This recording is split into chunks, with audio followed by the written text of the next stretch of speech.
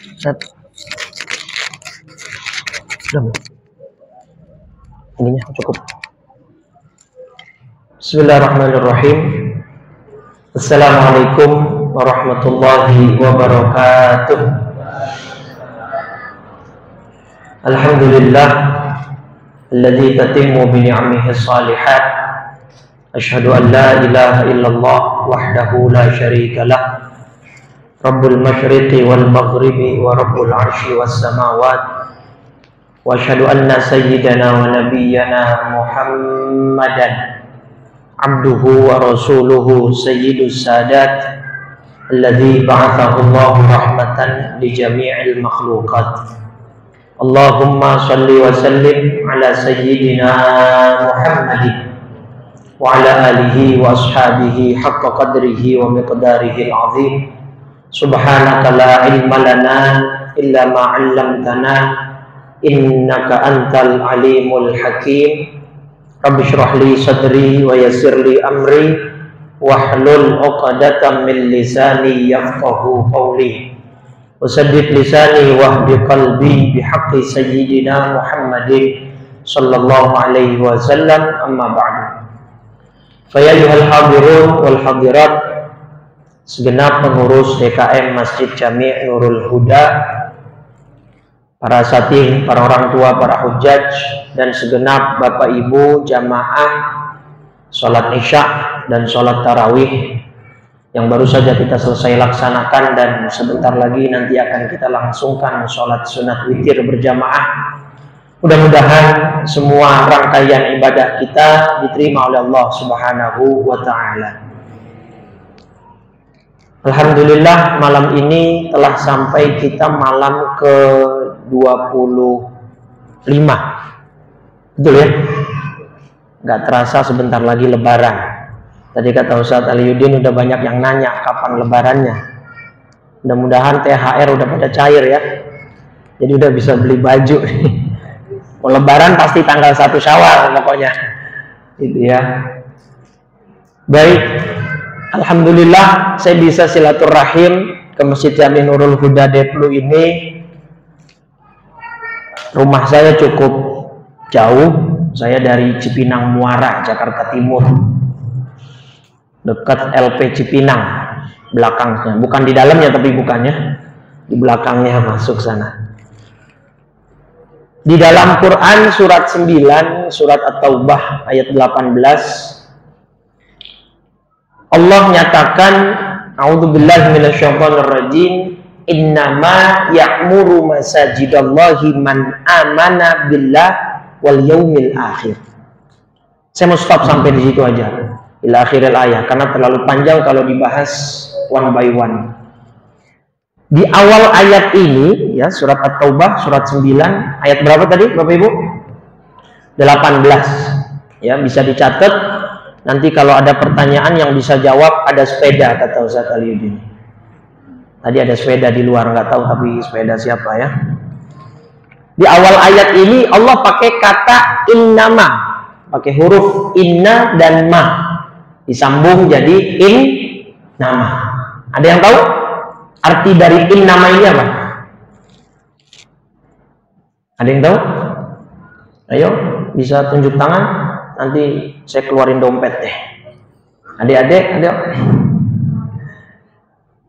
Kalau inna saja itu artinya sesungguhnya. Tapi kalau in nama dalam ilmu nahwu itu namanya adatul hasri. Maka kalau ibu bapak baca terjemahnya surat 9 surat At-Taubah ayat 18 itu nanti ketemu kata hanyalah. Jadi yang memakmurkan masjid-masjid Allah hanyalah. Nah kalau hanyalah ini berarti semua orang apa cuma orang-orang terbatas saja? Kalau kalimatnya hanya terbatas dong. Misalnya dapat undangan untuk menghadiri resepsi pernikahan. Undangan hanya berlaku 2 orang. Boleh nggak lebih dari 2 orang? Nggak bisa. Karena hanya itu ya untuk membatasi. Nah jadi orang-orang yang makmurkan masjid itu apalagi di Ashrul Awakhir 10 malam terakhir kayak gini nih, gak semua orang bisa makmurin masjid. Apalagi di malam Ahad nih, malam Minggu. Ya enggak? Banyakan anak-anak muda menghabiskan waktu di mana biasanya? Ya di luar lah, di mall, di jalanan. Iktikaf juga sih mereka gitu ya. Cuma beda tempat iktikafnya. Kalau jamaah di sini, alhamdulillah iktikafnya di Masjid Nurul Huda. Maka insya Allah yang hadir malam ini apalagi malam ganjil, malam 25, mudah-mudahan ini malam Lailatul Qadar. Dan mudah-mudahan kita semua mendapat cucuran rahmat dan maghfirah dari Allah Subhanahu wa Ta'ala. Ini memang nggak bisa semua orang, Pak, makmurin masjid. Dan kualifikasi pertama di ayat itu, man amana billah wal yaumil akhir. Jadi kualifikasi pertama yang bisa makmurin masjid, kata Allah, yang beriman kepada Allah dan percaya kepada hari akhir. Kenapa ini jadi syarat atau kualifikasi pertama? Gini gampangannya Bapak Ibu. Saya mau tanya, ada nggak di sini jamaah Masjid Nurul Huda nanti pulang dari Masjid Nurul Huda sampai rumah, cek handphonenya, buka mobile banking, nggak taunya saldo nambah gara-gara pulang dari Masjid Nurul Huda? Ada nggak yang begitu? Kalaupun ada saldo nambah, bukan dari pengurus Masjid Nurul Huda, itu sudah dapat dipastikan, gitu ya. Ya mungkin THR dari bos itu baru cair gitu kan. Artinya tidak ada direct feedback yang dirasakan oleh seorang hamba ketika makmurkan masjid. Paham ya? Dapat poinnya? Nggak ada orang pulang dari masjid nih, wah uang saya nambah nih, wah rekening saya bertambah. Nggak ada. Kenapa? Makanya kualifikasi pertama orang yang makmur masjid itu percaya kepada Allah dan hari akhir, karena balasan yang makmurkan masjid kita harapkan nanti. Kita percaya ada balasan, kita percaya ada pahala. Makanya Allah bilang dalam surat Al-Lail surat 92 ayat 6 apa? Wa saddaqa bil husna fa amma man a'ta wattaqa wa saddaqa bil husna. Percaya, kita percaya ada ganjaran, ada pahala, ada surga. Jadi setiap orang, lah kalau pulang dari masjid, setiap pulang dari masjid orang rekeningnya nambah, kira-kira Masjid Nurul Huda gimana? Hah? Nggak cukup ini, perlu lantai 3 Ustaz. Kalau setiap pulang dari masjid rekening orang nambah, wah, nggak usah gitu deh. Saya suka nih bikin manas-manasin DKM. Coba misalnya DKM masjid di Jakarta bikin program, nggak usah muluk-muluk programnya. Apa? Setiap sholat subuh, ya untuk sholat subuh aja, soft pertama nih Pak, taruhin amplop Pak. Soft pertama nih, taruh amplop, nggak usah banyak-banyak, selembar aja yang warna biru.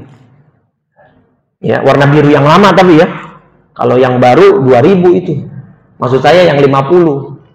Kira-kira hari kedua, hari ketiga dan hari berikutnya, karena orang tahu di Masjid Nurul Huda sholat subuh bisa dapat uang 50.000, besok-besoknya gimana itu? Hah? Penuh nggak kira-kira? Lah merbotnya belum bangun, dibangunin Pak. Pak, bangun Pak. Saya mau ke masjid. Kenapa? Ada duitnya.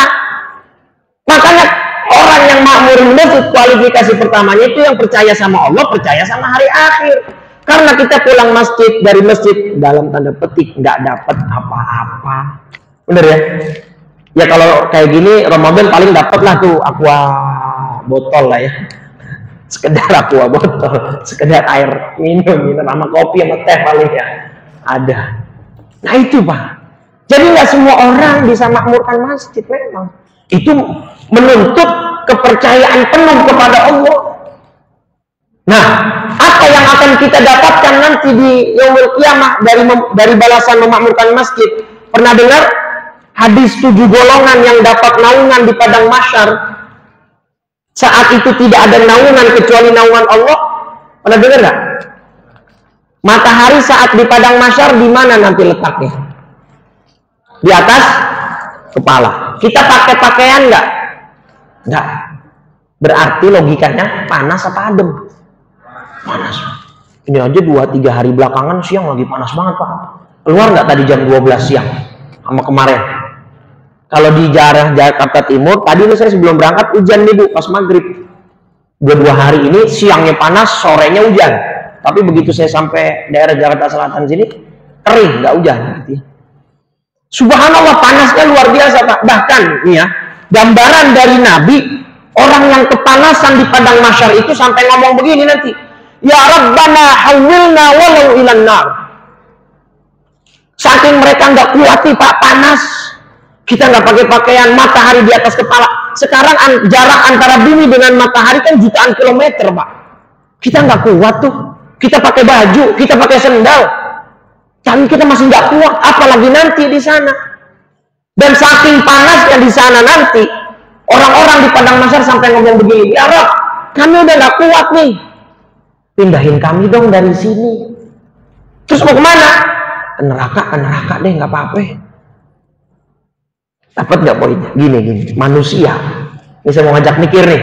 Mudah-mudahan tadi buka puasa makannya cukup nih. Jadi bisa agak mikir ya. Kalau perut kosong susah mikirnya. Orang itu kan diciptakan oleh Allah punya sifat terburu-buru. Kalau ada kondisi yang menurut manusia itu nggak enak, dia kan pengen secepatnya pindah ke kondisi selanjutnya. Walaupun kondisi selanjutnya belum tentu lebih baik, lebih enak, paham ya? Contoh sederhana, orang ngutang nih Pak, dikejar-kejar debt kolektor, diganggu hidupnya, rumahnya diteror, tapi belum punya duit buat bayar utang. Yang penting pikiran dia kan terbebas dulu nih dari gangguan dan teror si debt kolektor. Maka apa yang biasanya orang lakukan? Dia nggak punya duit buat bayar, maka yang dilakuin ngutang lagi. Akhirnya timbul istilah gali lubang tutup. Yang penting dia pindah dulu nih gitu. Nah di padang mahsyar besok begitu Pak. Matahari tepat di atas kepala, nggak ada bangunan tinggi pencakar langit yang kita bisa berteduh di bawah bayangannya, nggak ada pohon rindang yang kita bisa berlindung di bawahnya, nggak ada, cuman ada naungan Allah. Nah 7 golongan yang dapat perlindungan Allah, nomor 3-nya rajulun qalbuhu mu'allaqun bil masajid. Orang-orang yang hatinya selalu terpaut dengan masjid. Apa maksudnya terpaut dengan masjid? Dalam kitab Umdatul Qari, Syarah Sahih Al-Bukhari, karya Syekh Ahmad Al-Aini, maksud dari orang hatinya selalu terpaut dengan masjid adalah syadidul hubbi laha wal mulazamatu bil jama'ati fiha. Tuh, keterangan bahasa Arabnya. Karena jamaah Nurul Huda semuanya jago bahasa Arab, maka nggak usah saya terjemahin untuk menyingkat waktu. Bener nggak? Kan bahasa Arab udah di luar kepala Pak. Ya benar. Kata ulama, yang dimaksud hati selalu terpaut dengan masjid itu ada rasa cinta, kecenderungan suka di masjid, demen di masjid, gitu kan? Kalau kata ulama, orang mukmin sejati di masjid itu kasamaki fil ma'i, seperti ikan di dalam air. Yang namanya ikan habitatnya di mana? Pasti betah. Tapi wal munafiqu fil masjid, orang munafik di dalam masjid, perumpamaannya katoiri fil qafasi, seperti burung di dalam sangkar. Biarpun sangkarnya terbuat dari emas, yang namanya burung pasti pengen keluar. Itu kan. Jadi kita bisa tuh cek-cek. Tapi insya Allah saya lihat jamaah Nurul Huda ini malam 25 mengalami kemajuan, alhamdulillah. Iya betul. Maju apanya nih? Alhamdulillah. Tapi ini masih termasuk banyak Pak. Serius. Jadi makanya ini mudah-mudahan semuanya ini tergolong mukmin dan mukminah yang sejati. Karena dari wajahnya terpancar aura-aura soleh dan soleha. Buktinya mana? Biasanya saya ceramah di mana-mana panas, gerah, di sini adem. Alhamdulillah. Itu pertama Pak, kita dapat naungan di padang mahsyar. Yang lain kepanasan, kita nggak kepanasan. Bahkan dalam riwayat yang lain, manusia itu sampai tenggelam dengan keringatnya sendiri Pak. Pernah dengar nggak hadis orang yang paling panjang lehernya di padang mahsyar siapa? Aqwalun nasi anaqan yaumal qiyamati al-mu'adzin. Orang yang paling panjang lehernya di hari kiamat di padang mahsyar adalah yang adzan, tukang adzan. Tapi jangan bayangin lehernya doang panjang, badannya pendek jadi jelek. Itu kata ulama, maksudnya leher mereka panjang, ketika yang lain keringatnya membanjiri manusia, mereka sampai kebanjiran, muadzin enggak, Pak. Nah sekarang bayangin, Pak, dari zaman Nabi Adam sampai manusia terakhir dikumpulin di satu tempat. Sensus PBB, manusia di bumi saat ini penduduknya 7,7 miliar manusia. Kalau dikumpulin jadi satu aja sekarang bagaimana, bayangin. Ini ntar dari padang dari zaman Nabi Adam dikumpulin jadi satu, tumplak kita di situ, Pak. Ya Allah. Nah ini makanya orang-orang yang selalu makmurkan masjid, dia besok nggak kepanasan di padang mahsyar. Terakhir yang kedua, apa yang akan kita dapat ketika nanti kita memakmurkan masjid? Pahala besar, Bapak Ibu. Surat Yasin. Ayo, surat Yasin kan sering dibaca nih. Insya Allah pasti hafal kan? Ayat 12 bunyinya gimana? Kalau saya sebut awalnya pasti nyamber. Tapi ada yang hafal kan? Ayat 12 ya. Inna nahnu nuhyil. Nah, kan nyamber. Wa naktubu ma qaddamu wa atharahum. Fokus di kalimat athar. Athar itu artinya jejak langkah kaki.